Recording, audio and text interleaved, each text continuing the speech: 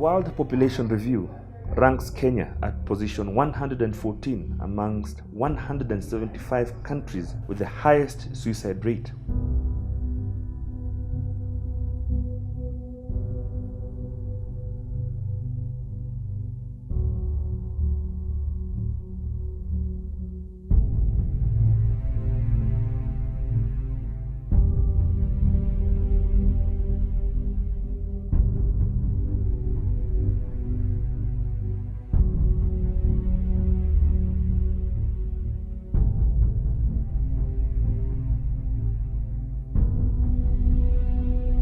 For more than 15 years, I'd enjoyed a good run in my media career. I had it all: fame, celebrity status, and a career that I had dreamt of. And I lived it, to be on TV, to be on stage, be in films, and I did it all. And in the same 15 years, I met my lovely wife, Nyambura, and God blessed us with 2 sons, Tendai and Kiran. I appeared in numerous TV commercials, went abroad to shoot them, featured in films, even won an Academy Award. I realized having been exposed out there and being in the public eye, it came with its own price, because you end up being placed on a pedestal, and people would always want to believe that as long as you're appearing on TV, you're heard on radio, you're a more special human being than the rest. But that wasn't the case. So when I unfortunately got into that dark season that I got into, which was made up of many things that affected me at the time, it had an impact, because now I stood out like a sore thumb as this guy who failed, of this guy who made the wrong decisions, which I did, like any other human being would make. This guy who lost his fortunes in that period that I had my own journey of depression and anxiety, and being able to lose control of my life to a point where I nearly considered taking my own life. Out of the 421 suicide cases in 2017, 300 involved men compared to 91 women.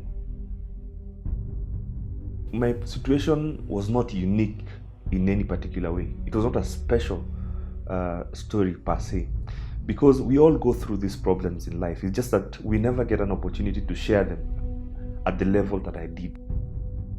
I betrayed my marriage. I separated from my wife due to infidelity. Missed my children. And this killed me every single day and night. And I'm still trying to make up for that. Things led to other things, making the wrong choices, making the bad decisions, and the consequences were dire. With no proper income coming through, I was kicked out of my rented house twice and got auctioned once. My friend Alan put me up the 2 times, and I had to do something unthinkable. At 39 years of age, I went back home, knocked on the door, and I told my mom I failed. It was extremely painful. On the surface, I kept a straight face, but deep down, I was burning. A lot of people were reaching out, some really glad that I talked about myself, some wondering why was I talking about very personal things about my life, and some reaching out for help and saying, Eddie, please, I'm in this situation and I need your help. So in this space, I made a decision in 2019 towards the end that I'm now going to purpose and make this journey bigger by creating or enabling others in understanding what failure is all about, and also helping more people understand what mental health is all about. And that's why right now I'm so passionate about this initiative, which is a vehicle I'm using to be able to advance the mental health conversation. The initiative is called the Brotherman Shave and Talk Initiative, and it's an initiative that brings together barbers and barbershops as a very unique space where men can engage and talk. So this initiative is unique in the way that we have identified barbershops as these unique, very special places where men can actually talk. It's just that now this initiative is supposed to spark that mindset, to introduce that idea and go like, guys, Let's use this space and talk. And to make it better, we aim to make barbers become mental health ambassadors, mental health champions. We're not trying to make them psychologists. We're not trying to make barbers counselors.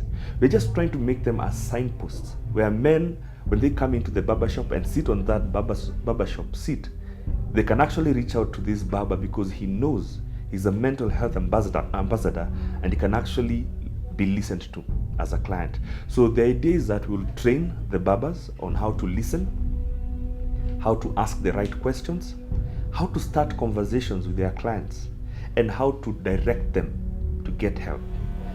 Mmoja uko na shida, share na mtu fulani, at least unaweza kusaidia.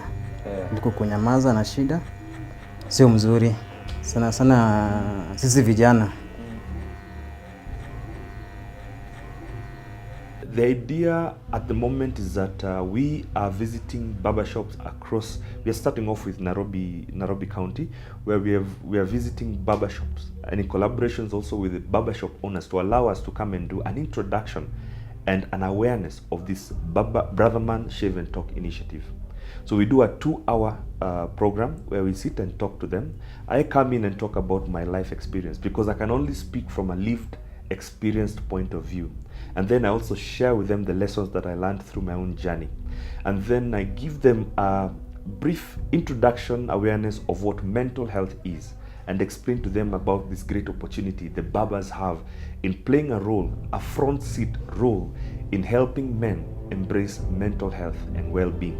Men like going to the gyms and build on their physical health, but why shouldn't we create a barbershop space to be where they go for their mental fitness by engaging the barbers who've been empowered and trained to become mental health champions and ambassadors? Then we will all be playing on the same level, so to speak, because I know we all look for something that has value, and I believe mental health conversations need value to it now, so that it can actually stop from just having a conversation, but actually seeing action being taken deliberately by those affected or those who can help others.